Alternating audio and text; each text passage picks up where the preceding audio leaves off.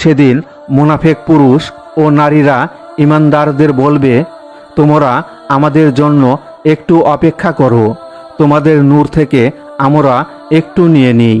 বলা হবে, তোমরা তোমাদের পেছনে ফিরে যাও এবং নূরের সন্ধান করো। তারপর তাদের মাঝখানে একটি দেওয়াল তুলে দেওয়া হবে, যাতে একটি দরজা থাকবে। তার ভিতরের দিকে থাকবে রহমত আর বাইরের দিকে থাকবে আযাব। মুনাফিকরা মুমিনদেরকে ডেকে বলবে, আমরা কি তোমাদের সঙ্গে ছিলাম না? তারা বলবে, হ্যাঁ, কিন্তু তোমরা নিজেরাই নিজেদেরকে বিপদগ্রস্ত করেছ।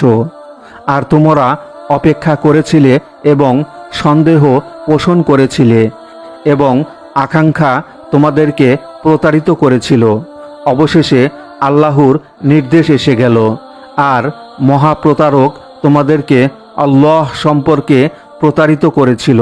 সুতরাং আজ তোমাদের কাছ থেকে কোনো মুক্তিপণ গ্রহণ করা হবে না, এবং যারা কুফরি করেছিল তাদের কাছ থেকেও না। জাহান্নামী তোমাদের আবাসস্থল, সেটাই তোমাদের উপযুক্ত স্থান। আর কতই না নিকৃষ্ট সেই গন্তব্যস্থল। সূরা হাদীদ 12-15।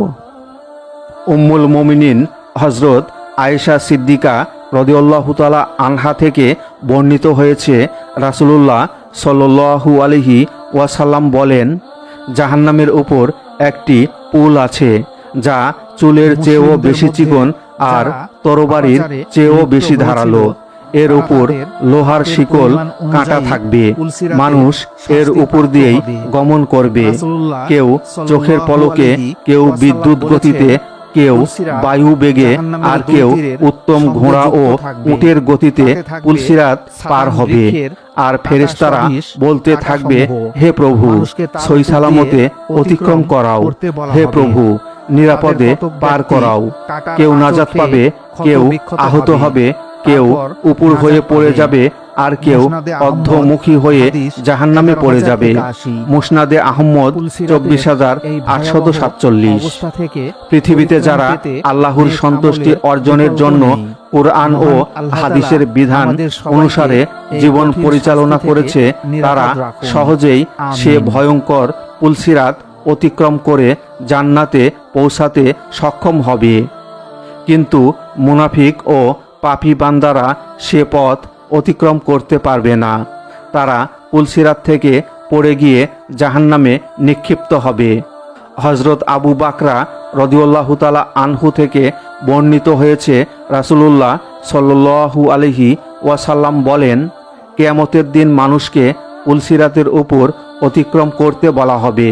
তখন অপরাধীরা পুলসিরাতের দুই প্রান্তে জাহান্নামের অতলে একজনের উপর আরেকজন পড়ে যেতে থাকবে। এভাবে জাহান্নামের শয্যা রচিত হতে থাকবে। মুসনাদে আহমদ 20,457। পরে গুনাহগার ঈমানদারদেরকে গুনাহ অনুপাতে জাহান্নামের শাস্তি ভোগ করার পর জান্নাতে প্রবেশের অনুমতি দেওয়া হবে। আর মুনাফিকরা চিরকালের জন্য জাহান্নামের আগুনে জ্বলতে থাকবে। আন-নিহা ইবনুল আসির 4/24। সবশেষে যে পুলসিরাত অতিক্রম করবে তার ব্যাপারে হযরত ইবনে মাসউদ রাদিয়াল্লাহু তাআলা আনহু থেকে বর্ণিত হয়েছে, রাসূলুল্লাহ সাল্লাল্লাহু আলাইহি ওয়াসাল্লাম বলেন, অতঃপর তোমাদের সর্বশেষ ব্যক্তি পেটে ভর করে করে পুলসিরাত অতিক্রম করবে।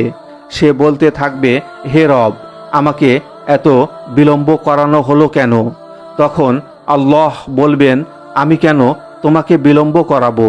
তোমাকে তো তোমার আমল বিলম্ব করিয়েছে। মুস্তাদরাকে হাকিম 8519। মহান আল্লাহ তাআলা মুসলিম উম্মার সকল নর নারীকে এই ভয়ঙ্কর পথ সফলভাবে পার হওয়ার তৌফিক দান করুন। আমিন।